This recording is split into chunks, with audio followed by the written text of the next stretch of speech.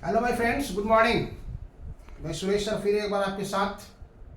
आज का जो टॉपिक्स है वो है MCQ ही, लेकिन किस पर? वो आधारित है गॉस लॉ पर। इलेक्ट्रोस्टैटिक्स में जो गॉस लॉ पढ़ते हैं उस लॉ पर ये आधारित है आज का MCQ। ये फॉर क्लास 12 और फिर उससे रिलेटेड जो एग्जामिनेशंस है, NEET, engineering, PGT, TGT, lab assistant, सबके लिए ये उपयुक्त है। आइए देखते हैं पहला क्वेश्चन क्या है। पहला क्वेश्चन है, यहाँ पर देखिए, आर त्रिज्या और L लंबाई के एक सिलेंडर का एक्सिस जो है, अक्ष, इलेक्ट्रिक फील्ड के पैरेलल है, समानांतर है। वर्ड पर ध्यान दीजिएगा समझने के लिए। एक सिलेंडर है जिसका रेडियस R है, लंबाई L है। उस सिलेंडर का जो एक्सिस है वो इलेक्ट्रिक फील्ड के पैरेलल है। तो सिलेंडर सरफेस से गुजरने वाला कुल विद्युत फ्लक्स कितना होगा? कुल विद्युत फ्लक्स कितना होगा ये आपको बताना है। 4 ऑप्शन आपके पास दिया हुआ है। 2 पाई R square E, pi R square by E, pi R square plus pi R by E और 0। तो ये आपका सिलेंडर है। देखिए, दिस इज योर सिलेंडर। ये सिलेंडर है और ये इसका जो है एक्सिस हो गया, ये एक्सिस। इसी एक्सिस की ओर इलेक्ट्रिक फील्ड है, इसी के पैरेलल है, ये इसी के पैरेलल है। इसका लंबाई L है आपका और रेडियस इसका R है। ये रेडियस इसका R है। कहता है कि इससे कितना इलेक्ट्रिक फ्लक्स गुजरेगा। तो इलेक्ट्रिक फ्लक्स एक तो आप जानते हैं इस डायरेक्शन में गुजरेगा इलेक्ट्रिक फ्लक्स, यहाँ देख सकते हैं। ये इलेक्ट्रिक फ्लक्स एक तो इधर से होगा DS। तो इधर का अगर आप यहाँ पर पॉइंट A लेते हैं तो phi A will be closed integration of E dot DS। दूसरा अगर यहाँ पे लेते हैं B पॉइंट पे तो एरिया वेक्टर इधर आएगा, तो यहाँ हो जाएगा phi B will be minus closed integration of E dot DS। और तीसरा अगर इसके सरफेस पर ले लेते हैं, कर्व सरफेस, उधर चाहे इधर ले लेते हैं, अगर इधर ले लेते हैं तो ये हो गया आएगा DS इधर, इलेक्ट्रिक फील्ड इधर है, यहाँ पे 90 हो गया। तो इसको अगर आप C मानते हैं तो this will be phi C will be closed integration of E DS cos 90। Total flux जो होगा इसका, टोटल फ्लक्स तीनों को जोड़ देंगे, फाई A, फाई B और फाई C। तो ये दोनों इक्वल और ऑपोजिट है। Phi A is equal to minus phi B। तो मतलब this is phi A, this is minus phi A और दिस इज 0। तो टोटल फ्लक्स इसका कितना हो जाएगा? 0। इसलिए ऑप्शन विल बी डी इसका ऑप्शन। नेक्स्ट क्वेश्चन है, हवा में, एयर में स्थित एकांक धनावेश यूनिट पॉजिटिव चार्ज है, वो एयर में सिचुएटेड है। तो इससे बाहर निकलने वाला कुल इलेक्ट्रिक फ्लक्स कितना होगा? टोटल इलेक्ट्रिक फ्लक्स कितना होगा एयर में अगर यूनिट पॉजिटिव चार्ज सिचुएटेड है? तो चार्ज को इनक्लोज करने के लिए हम एक सरफेस बनाएंगे जिसको गॉसियन सरफेस कहेंगे, और उसके अंदर जो टोटल चार्ज होगा वो यूनिट पॉजिटिव चार्ज होगा, और तब उसके लिए टोटल फ्लक्स हो जाएगा phi equal to 1 by epsilon not into Q। ये Q आपका जो है यूनिट है, 1 है, 1 by epsilon not into 1, that is epsilon not to the power -1। इसलिए ऑप्शन नंबर A में एप्सिलॉन नॉट है, B में epsilon not to the power -1 है, इसलिए option is B correct. Question number 3 है, देखिए, A भुजा की एक घन क्यूब, A भुजा की एक घन के केंद्र पर Q आवेश स्थित है। तो इस सतह के, इस घन के एक सतह से गुजरने वाला कुल विद्युत फ्लक्स कितना होगा? तो ये जो गॉस थ्योरम निकलेगा उस घन के सतह से, तो घन में आप जानते हैं 12 किनारा होता है। एक किनारे से पूछेगा तो 1/12 कर देंगे। घन में 6 सतह होता है, तो एक सतह से पूछेगा तो हम 6 से डिवाइड कर देंगे उसको। तो इसका मतलब हो गया, ये हो गया आपको टोटल किसके लिए, ये 6 सरफेसेस होगा। लेकिन यहाँ कह रहा है कि एक सतह से अगर हम इसको phi1 मान लेते हैं तो that will B 1/6 of phi, मतलब 1/6 मतलब q/6 इंटू एप्सिलॉन नॉट। इसलिए q/6 into epsilon not, that is option A में है। क्वेश्चन नंबर 4 देखिए, ई परिमाण, ई यहां लिख रहा है, देख रहे हैं, ई परिमाण मतलब that is charge of electron. E परिमाण के एक आवेश का 8 डाइपोल मतलब 8 विद्युत द्विध्रुव एक घन के अंदर स्थित है। क्यूब के अंदर जो चार्ज है, यहाँ पर क्वेश्चन नंबर 2 में था unit positive charge, question number 3 में था क्यू चार्ज, और क्वेश्चन नंबर 4 में कह रहा है कि टोटल जो चार्ज है वो 8 इलेक्ट्रिक डाइपोल्स के बराबर है। तो घन से निकलने वाला कुल विद्युत फ्लक्स कितना होगा, तो आप जानते हैं थ्योरम तो वही लगेगा, phi equal to 1/ε0 into q inside. इसको आप कह सकते हैं कि अंदर जितना चार्ज है उतना चार्ज। लेकिन डाइपोल में क्या होगा कि डाइपोल चार्ज, डाइपोल पर जो हो जाएगा आपका एक डाइपोल पर जो चार्ज होगा वो प्लस क्यू और प्लस माइनस क्यू ये होता है, ये इलेक्ट्रॉन के बराबर है, इसलिए E minus E that is 0। ये एक डाइपोल पर जो चार्ज होगा वो 0 होगा। तो 8 डाइपोल पर चार्ज है, इसलिए Q8 विल बी ऑल्सो 0। और तब जब ये 0 हो जाएगा, इसलिए phi will be 1/ε0 into 0 that is 0। इसलिए आप सीधे याद रखेंगे कि अगर गॉसियन सरफेस के अंदर अगर डाइपोल है तो नेट चार्ज 0 होगा और तो टोटल इलेक्ट्रिक फ्लक्स उसका भी 0 होगा। नेक्स्ट क्वेश्चन नंबर 5, अनंत लंबाई के एक सीधे आवेशित चालक के कारण विद्युत क्षेत्र की तीव्रता समानुपाती होता है। Due to infinite length of straight charge conductor electric field is proportional to, किसके प्रोपोर्शनल होता है, तो अनंत लंबाई का जो सीधा आवेशित चालक था आपका, ये जो अनंत लंबाई का सीधा आवेशित चालक था, इसके चलते आप इलेक्ट्रिक फील्ड जो निकाले थे, फॉर्मूला आपको याद होना चाहिए। वो फॉर्मूला था आपका, यहाँ पर मान लीजिए r डिस्टेंस पर है तो E इक्वल टू 1/2πε0 λ/r। तो this E is directly proportional to 1/r। ये ऑप्शन करेक्ट है और वो है आंसर यहाँ पे ऑप्शन नंबर डी में। देखिए डी में वो ऑप्शन दिया हुआ। क्वेश्चन नंबर 6 देखिए क्या कहता है, 1 मीटर लंबा और 50 सेंटीमीटर त्रिज्या का एक बेलनाकार सतह, ये 1 मीटर लंबा और 50 सेंटीमीटर त्रिज्या का एक बेलनाकार सतह 1 मिलीमीटर त्रिज्या के आवेशित तार को घेरता है। तो जिसके 1 सेंटीमीटर लंबाई पर Q आवेश है, तो बेलन से गुजरने वाला कुल विद्युत फ्लक्स कितना होगा। तो आप एक सिलेंडर के रूप में इसको आप देखिए कैसे सिलेंडर कैसे दिया हुआ है।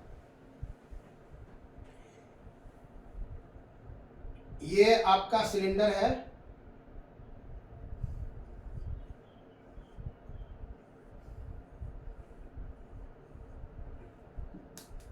इसकी लंबाई है 1 मीटर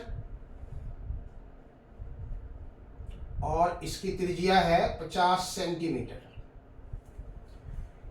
इसके अंदर ये जो वायर है, इसके अंदर जो एक वायर है, ये वायर है, इस वायर का रेडियस जो है यहाँ पे, इस वायर का जो रेडियस है वो है 1 मिलीमीटर और इसके ये आवेशित है, दिस इज चार्ज्ड, ये चार्ज है, ये चार्ज्ड।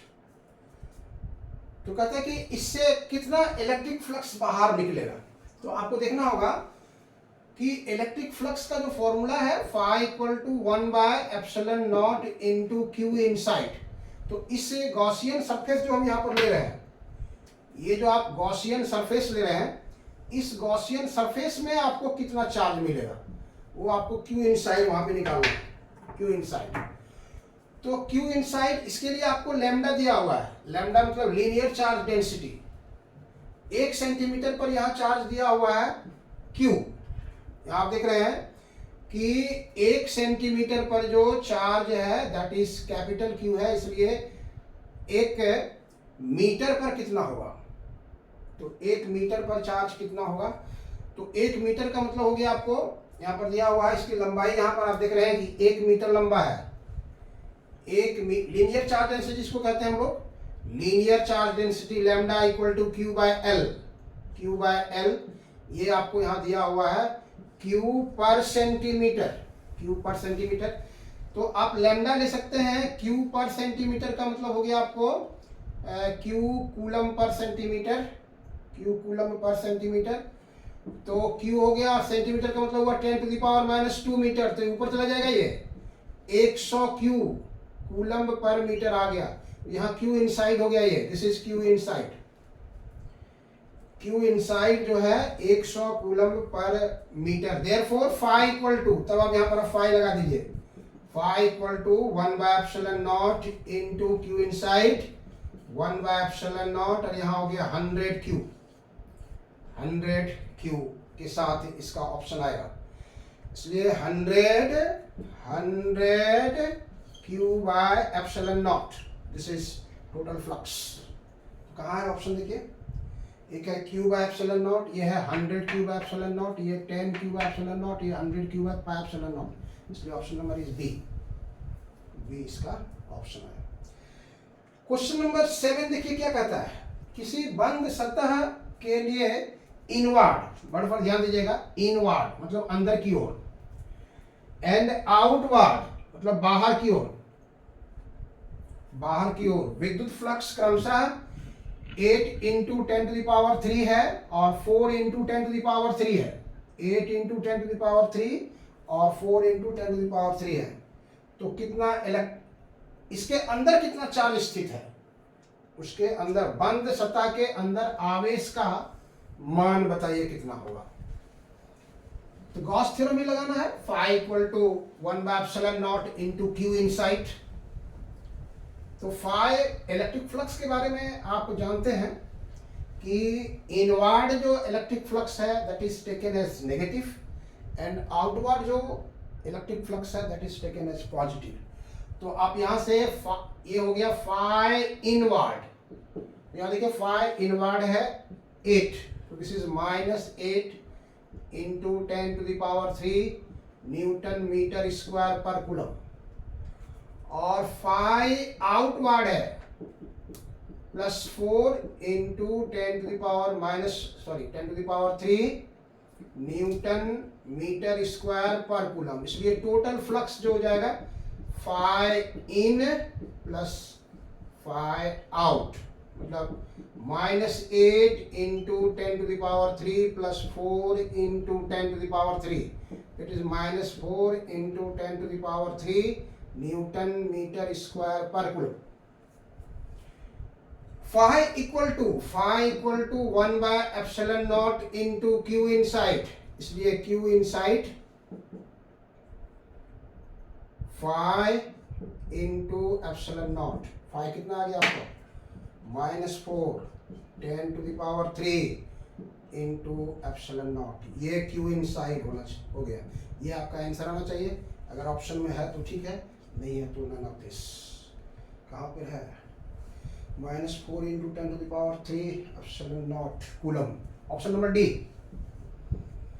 Option number D. यहाँ पर भी वही है लेकिन यहाँ पे ε0 नहीं है, यहाँ पे ε0, इसलिए option will be D answer.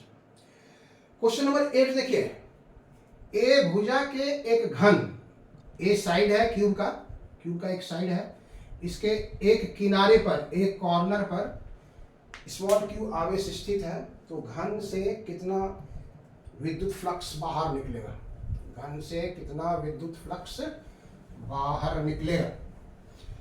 तो घन के किनारे पर अगर चार्ज स्थित है तो किसी भी घन को हम लोग 6 सतह में अगर बांटेंगे तो वो 8 छोटे छोटे घनों में टुकड़ा होगा उसका।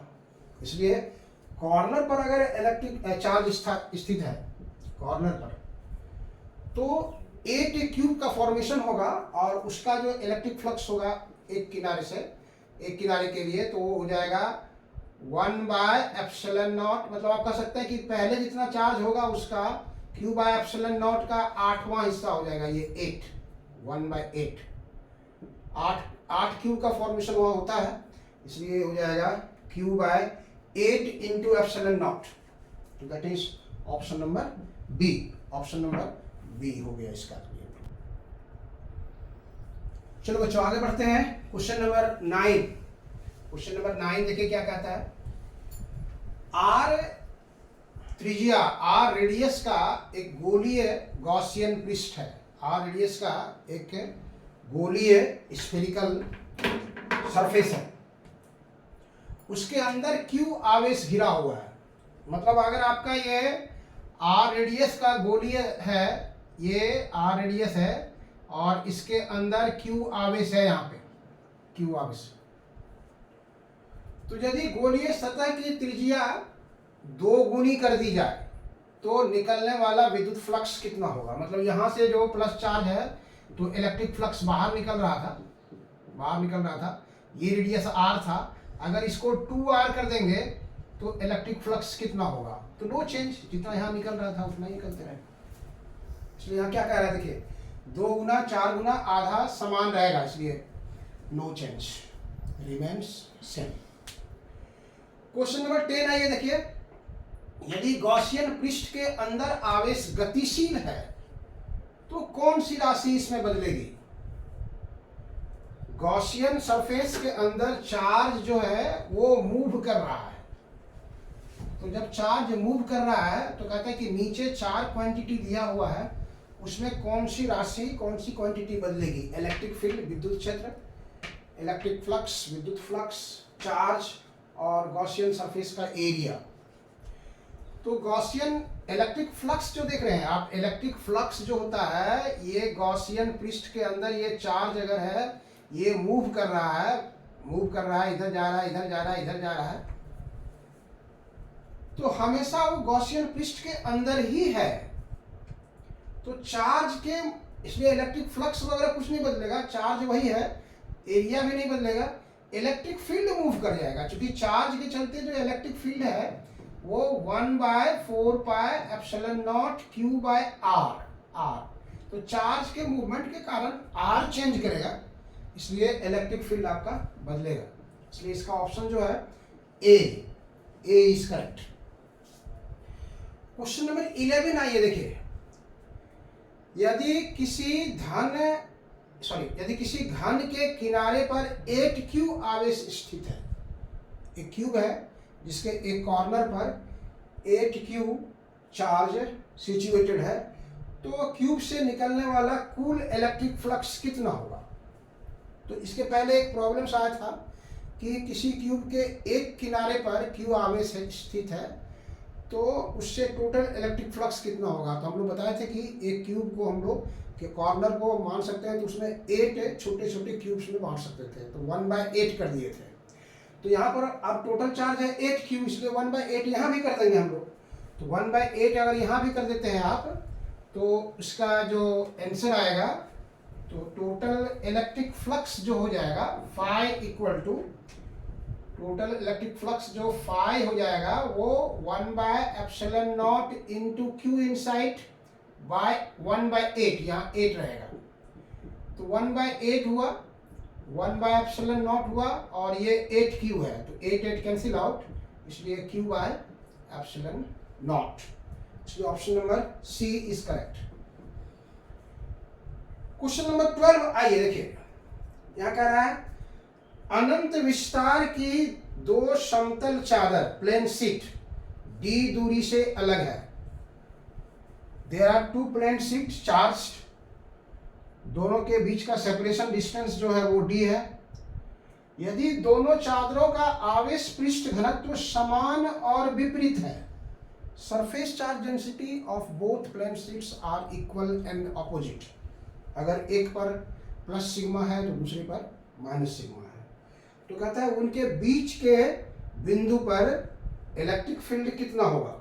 तो इसमें दो तरह का क्वेश्चन आता है, बीच भी आता है और बाहर भी आता है, बीच भी आता है और बाहर भी आता है। ये प्लेन शीट हुआ आपका, ये प्लेन शीट हो गया आपका, इस तरह से ये चार्ज है और दूसरा यहाँ पे है, दूसरा आपका यहाँ पे है, ये माइनस है, इसका है प्लस सिग्मा, इसका है माइनस सिग्मा। यहाँ पे कह रहा है कि आपको बताइए इलेक्ट्रिक फील्ड कितना होगा इस पॉइंट पर। तो इसके चलते अगर इलेक्ट्रिक फील्ड E1 है तो हम जानते हैं सिग्मा बाय 2 एप्सिलॉन नॉट होता है।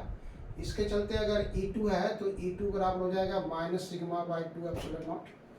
तो ये हो गया आपका E1 और ये हो गया E2। Electric field positive charge है बाहर निकल रहा है, नेगेटिव चार्ज है इनसाइड आएगा, इसलिए टोटल इलेक्ट्रिक फील्ड यहाँ पर जो E हो जाएगा that is E1 plus E2, मतलब ये हो जाएगा आपका सिग्मा बाय 2 एप्सिलॉन नॉट और minus sigma bye 2 epsilon not, minus sigma bye 2 epsilon not that is 0, that is 0। इसलिए option number is A option is correct, कि यहाँ पर जो होगा वो 0 होगा अनंत विस्तार की समतल चादर के कारण। अब आइए क्वेश्चन नंबर 13 देखिए। क्वेश्चन नंबर 13 क्या कह रहा है वहां से, कहता है एक हॉलो सिलेंडर के अंदर Q आवेश स्थित है, यदि बेलन के वक्र पृष्ठ से गुजरने वाला विद्युत फ्लक्स फाई है तो इसके समतल सतह से कितना विद्युत फ्लक्स गुजरेगा। एक हॉलो सिलेंडर है आपका, this is your hollow cylinder, आप मान सकते हैं इसको, ये हॉलो सिलेंडर है, इसके हॉलो सरफेस के अंदर Q आवेश स्थित है। यहाँ से बेलन के वक्र पृष्ठ से जो गुजरने वाला विद्युत फ्लक्स है ये इधर हो गया फाई, तो इसके प्लेन शीट इधर हो गया, इधर जो हो गया वो फाई 1 मान लीजिए, इधर मान लीजिए फाई 2। तो यहाँ पर आप देख रहे हैं कि फाई 1 विल बी फाई 2, दोनों बराबर होगा, दोनों बराबर होगा, और वक्र पृष्ठ से गुजरने वाला इधर फाई है, तो कहता है कि ये दोनों बताइए कितना होगा, आपको ये आपको बताना है कितना होगा। तो टोटल फ्लक्स जो हो जाएगा that will be phi 1 plus phi 2 plus phi 1 plus phi कह सकते हैं आप इसको, phi 1 plus phi 2 plus phi, this is Q inside by epsilon naught.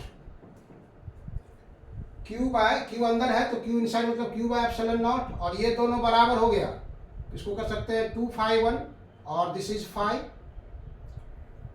तो इसको अगर आप यहां रखते हैं तो Q by epsilon not minus phi, तो दैट इज 2 फाई 1, इसलिए फाई 1 आपको चाहिए, फाई 1 अगर चाहिए आपको तो यहां से डिवाइड कर दीजिए हाफ, उसके बाद हो गया Q by epsilon not minus phi, Q by epsilon not phi, this is correct answer. और ऑप्शन में चूज कीजिए ये कहाँ पे है, तो ऑप्शन नंबर इज ए में हो गया आपको half Q by epsilon not minus phi.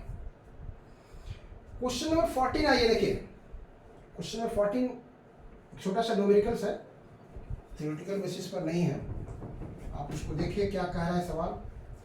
अनंत लंबाई के सीधे आवेशित चालक का रेखीय आवेश घनत्व, जिसको हम लोग लैम्डा से लिखते हैं, चार्ज बाय लेंथ 1/3 कूलम्ब पर मीटर है, तो इस चालक से 18 सेंटीमीटर की दूरी पर विद्युत क्षेत्र की तीव्रता कितनी होगी। 18 सेंटीमीटर की दूरी पर विद्युत क्षेत्र की तीव्रता कितनी होगी। तो इसका फॉर्मूला जानते हैं, स्ट्रेट कंडक्टर के कारण लैम्डा आपको यहाँ निकालना है E इक्वल टू, पहले देखिए क्या क्या दिया हुआ, सो देख लीजिए वापस क्या क्या दिया हुआ है, तब आप फॉर्मूला चूज कर लेंगे। आवेशित चालक का रेखीय आवेश घनत्व दिया हुआ है, मतलब लैम्डा इक्वल टू 1/3 कूलम्ब पर मीटर, और R दिया हुआ है आपको 18 सेंटीमीटर, आपको याद रखना है, यहाँ मीटर है यहाँ सेंटीमीटर है, तो 18 इंटू 10⁻⁻² मीटर। विद्युत क्षेत्र निकालना है E equal to 1/2 pi epsilon not lambda by R, ये जानते हैं। इसका वैल्यू आप जानते हैं 1/4 पाई एप्सिलॉन नॉट का डबल होगा ये, तो 18 इंटू 10⁹9 लैम्डा है आपको वहां से, लैम्डा है 1/3 और 1/3 आ गया, और नीचे आर है 18 इंटू 10⁻²। 18 कैंसिल आउट हो गया, ये ऊपर चला गया आपका 1/3 का मतलब हो गया आपको 0.33 और 10⁹9 और ऊपर चला गया वो 9 + 2, इसलिए 0.33 10⁻11 इलेक्ट्रिक फील्ड निकाल रहे हैं, इसलिए न्यूटन पर coulomb. This is correct answer and option is A option है आपका, यहां से देखिए ऑप्शन नंबर ए सही है इसका, 0.33 10⁻11 न्यूटन पर कूलम। क्वेश्चन नंबर 15 में आइए, एक समतल आवेशित चादर का आवेश पृष्ठ घनत्व सिग्मा है, तो इस चादर के कारण r दूरी पर विद्युत क्षेत्र की तीव्रता कितनी होगी। तो अगर आपको एप्लीकेशन ऑफ गॉस थ्योरम पढ़े हैं और वहाँ पर आप ये भी एप्लीकेशन ऑफ गॉस थ्योरम का ही निकल्स था, तो वहाँ पर प्लेन शीट के कारण जो इलेक्ट्रिक फील्ड होता था, तो उसमें आप एक चीज़ ध्यान रखते थे कि प्लेन शीट के कारण जो इलेक्ट्रिक फील्ड होता है वो डिस्टेंस पर डिपेंड नहीं करता है, तो डिस्टेंस पर डिपेंड नहीं करता है, तो ये दोनों तो यही समाप्त हो गया आपका, ये डिस्टेंस है इसमें, तो उसका सीधा आंसर होता है σ/2 एप्सिलॉन नॉट। अभी जो प्रॉब्लम बनाए थे हम लोग, कौन सा, इसके पहले एक सवाल बनाए थे हम लोग, σ/2 एप्सिलॉन नॉट ये इलेक्ट्रिक फील्ड इंटेंसिटी होता है, ये प्लेन शीट का अगर है, इस पर सवाल बनाए थे हम लोग, ये प्लेन शीट चार्ज है, तो इसके चलते किसी पॉइंट पर जो इलेक्ट्रिक फील्ड होगा और डिस्टेंस भी रहेगा, तो आर पर ये निर्भर नहीं करता है, that is equal to σ/2 epsilon naught, σ/2 epsilon naught. तो ये वीडियो आपको कैसा लगा, अगर अच्छा लगे तो इसको लाइक करना, सब्सक्राइब करना और शेयर करना कभी नहीं भूलिएगा। इस तरह का जो MCQ है वो मेरा कंटिन्यू रहेगा आपके लिए, आप शुरू से अंत तक वीडियो के साथ बन करके उसको कॉपी में नोट निश्चित कीजिए और रिवाइज करते रहिए, ये आपके लिए बहुत फायदेमंद होगा। चलिए, थैंक यू।